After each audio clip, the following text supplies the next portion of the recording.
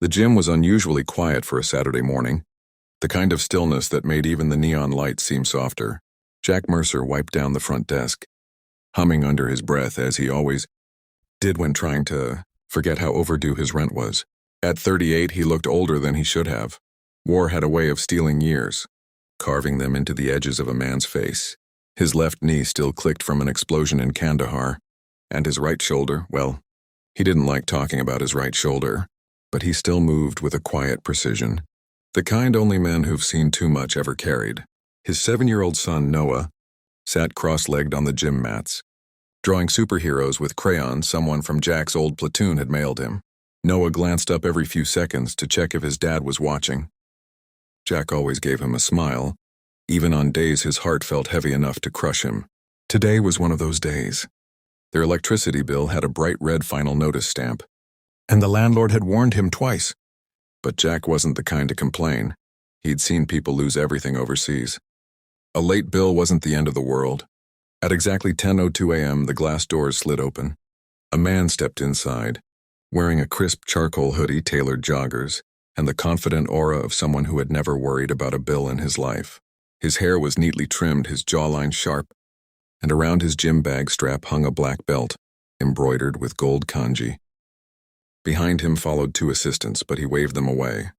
Jack recognized him instantly. Everyone knew who he was. Alexander Drake, the billionaire tech mogul, founder of Drake Dynamics, and more surprisingly, a Brazilian jiu-jitsu black belt who competed in underground invitation-only tournaments. Rumor had it he'd refused every mainstream championship invitation, preferring the quiet respect of the martial arts world over televised spectacle. For a man so wealthy and visible, he enjoyed hiding his true strength. Jack blinked. You must be looking for the private training studio down the street. This is just a small community gym." Drake studied him. "I'm in the right place." Jack didn't know what shocked him more, that a billionaire walked into his rundown gym, or that he was smiling at him like they'd been friends in a past life. Drake dropped his bag. "You're Jack Mercer, former 2nd Battalion Ranger, Silver Star recipient, Purple Heart, served 12 years. You run the kids' self-defense program here." Jack tensed. "How do you know that?" "I read." Drake's smile widened. "And I've been looking for you." Jack crossed his arms. "Why?" Drake pointed to the mats. "Because I want to spar." Jack almost laughed. "With me? Why?" Drake shrugged. "Because every black belt needs someone who can push them. And from what I hear, you were a monster of a fighter before your injury." Jack's jaw tightened. The shoulder, the knee, the nightmares, the hesitation. "I'm not that guy anymore." Drake's eyes studied the limp Jack tried to hide. "Maybe, maybe not. I'll let you decide." Noah looked up from his drawings, eyes wide. "Daddy, you're gonna fight him?" Jack knelt beside his son. "Not fight. Just practice. And only if he understands I'm not what I used to be." Drake stepped closer, softer now. "I don't need the old version of you. I need the real one standing here." Something in Jack's chest shifted. No billionaire ever spoke to him like that. No one had in years. After a moment, Jack sighed. "Fine, but don't say I didn't warn you if I collapse halfway through." Drake grinned like a child handed a new toy. "Deal." They changed, stepped onto the mats, and bowed respectfully. The air felt charged, like electricity waiting for a storm. Noah sat on the sidelines, backpack ready, drawing forgotten. Jack moved cautiously, favoring his bad knee. Drake moved like flowing water, controlled, precise, undeniably skilled. They circled each other, each waiting for the other to make the first approach. Drake shot forward, attempting a quick single-leg takedown. Jack sprawled faster than he thought he still could, disabling the attempt with remarkable timing. Drake's eyebrows lifted, impressed. "Still got it," Drake muttered. Jack shrugged. "Muscle memory." They engaged again. Drake tried a collar drag. Jack countered with a hip throw he'd learned back when half the men in his platoon still breathed. The billionaire hit the mat with a thud, eyes wide but excited. Jack backed away, offering a hand. "You okay?" Drake laughed breathlessly. "Better than okay." He popped back to his feet, circling again. Jack was starting to feel the rhythm, letting his instincts return. The years of combat training weren't gone, they'd just been buried under exhaustion and bills and the weight of fatherhood. Drake suddenly shot in for another attack, this time going for a trip. Jack's knee buckled slightly, and for a moment Drake hesitated, concern flashing across his face. That hesitation cost him. Jack swept his legs from under him, dropping him into a side control pin. Drake tapped instantly, laughing again. "Holy hell," Drake said. "You're not human." Jack breathed hard. "Just old." They kept going, 5 rounds, then 8, then 10. Drake's stamina was impressive, but Jack's tactical mind was something forged by real battle. Every time they reset, Drake came in with a new strategy. Jack countered with something older, sharper, more unpredictable. "Where'd you learn that transition?" Drake asked after round 11. Jack smirked. "I wrestled with Afghani commandos in a camp where the mats were held together with duct tape." Drake wiped sweat from his forehead. "Then teach me that." Round 12 changed everything. Drake managed to slip behind Jack and take his back. He locked his hooks in, squeezing with technical perfection. Jack's shoulder screamed as he reached up to defend the choke. He winced visibly, and Drake immediately loosened his hold. "You okay?" Drake asked, worry etched across his features. Jack nodded, but pain flickered across his face. Drake stepped back. "We can stop." But Jack surprised them both. "No, I can still go." Something burned behind his eyes, not pride, not ego. Something older. Purpose. They reset. This time Jack led, sweeping in with a sudden explosive movement. He used sheer willpower to ignore his knee, transitioned to mount and secured an armbar with fluid ease. Drake tapped instantly, stunned. Jack released him, panting. "You hesitated again." Drake lay on the mat, staring up at the ceiling. "No, I realized something." Jack frowned. "What?"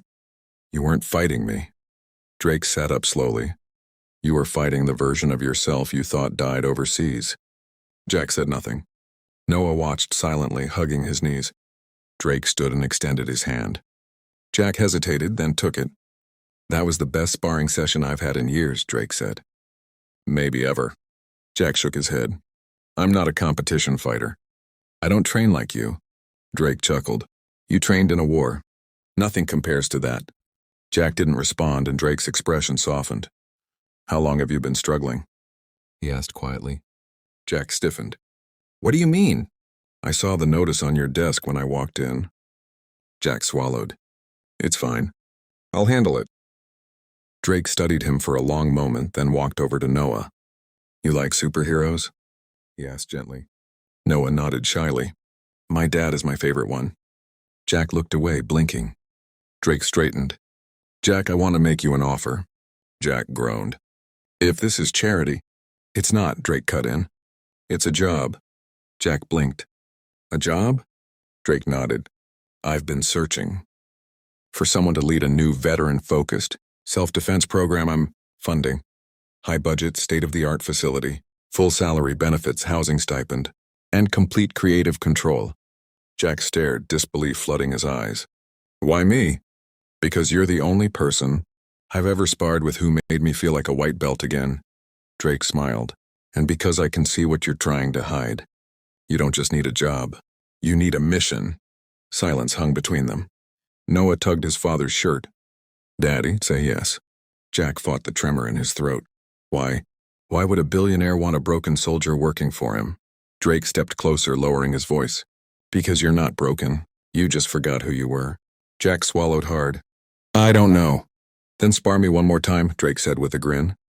"If you win, you take the job." Jack stared at him. "And if you win?" Drake smirked. "You still take the job." Noah burst into laughter. Jack shook his head. "You're impossible." "Guilty." They stepped back onto the mats. Noah watched with glowing eyes. This last round was different, slower, more calculated. Drake didn't attack first, he studied.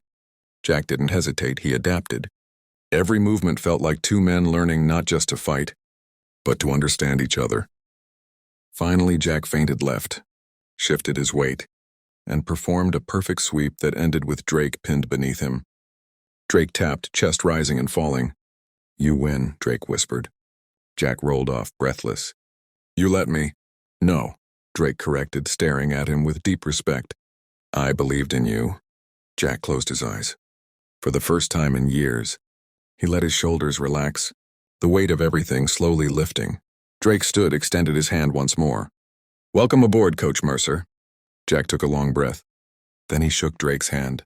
Noah cheered from the sidelines, racing into his father's arms. Jack lifted him, pain forgotten. "We're gonna be okay," he whispered. Noah held him tighter. "I knew it." Drake grabbed his bag, smiling. "See you Monday." As the billionaire walked out into the bright morning sun, Jack felt something he hadn't felt since his last deployment. Hope. The world outside the gym hadn't changed. But he had. For the first time in years, Jack Mercer felt like the warrior he'd always been. And everyone who watched them spar that day, Noah, the assistants waiting outside, even the old woman at the cafe across the street, would later say the same thing. What happened in that broken little gym stunned everyone who witnessed it. Because they didn't see a billionaire and a veteran spar. They saw two men, one with wealth, one with scars, bring each other back to life. And it was only the beginning.